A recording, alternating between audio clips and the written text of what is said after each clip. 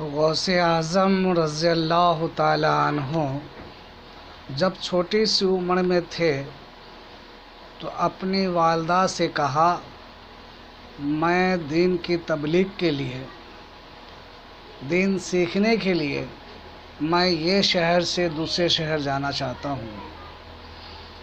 आपकी वालिदा जब उनको भेजी तो रास्ते में बहुत सारे लोगों के साथ थे आप, और रास्ते में डाकू ने लूट लिया। लूटने के बाद सारे साजो सामान को डाकू जब लूट लिया सबका, आखिरी में ये छोटा सा बच्चा वहाँ बैठा था तो डाकू का एक शख्स आया और कहने लगा कि बच्चे बता, क्या तेरे पास कुछ है? तो उसने कहा कि हाँ है ना। कहा क्या है? कहा 40 दिनार है मेरे पास। डाकू मजाक उड़ा करके चला गया। फिर दूसरा आया, दूसरे ने पूछा, बच्चे तेरे पास क्या है? कहा है ना। कहा क्या है? कहा 40 दिनार है मेरे पास।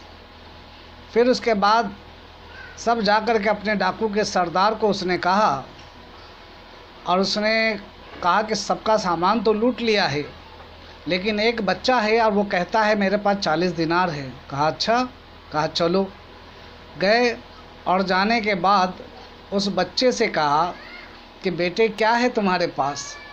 फरमाया है ना। कहा क्या है? कहा मेरे पास 40 दिनार है। कहा अच्छा, तुम्हारे पास 40 दिनार है? कहा कहाँ है वो 40 दिनार?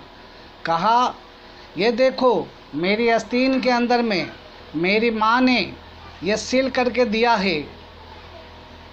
और जब डाकू ने उस आस्तीन को खोला तो वाकई में उस आस्तीन के अंदर से 40 दिनार निकला।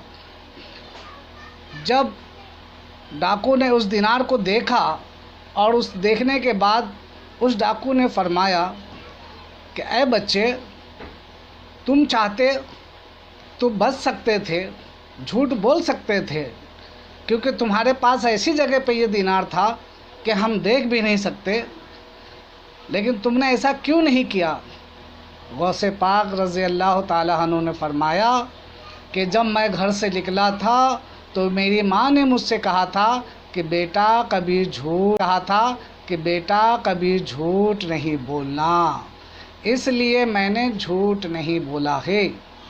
डाकू का सरदार रोने लगा और रो करके कहने लगा, ए बेटे, तू अपनी माँ का कितना बड़ा वफ़ादार है कि तेरी माँ ने तुझसे कह दिया कि तू झूठ मत बोलना, तो तू झूठ नहीं बोला, तू अपनी माँ के वादे को निभा रहा है।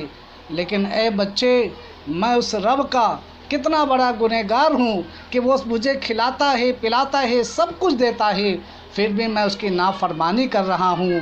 ऐ बेटे, मुझे माफ़ कर दे और अपने कदमों में रख ले और मुझे दाखिले इस्लाम कर दे। सुभान अल्लाह।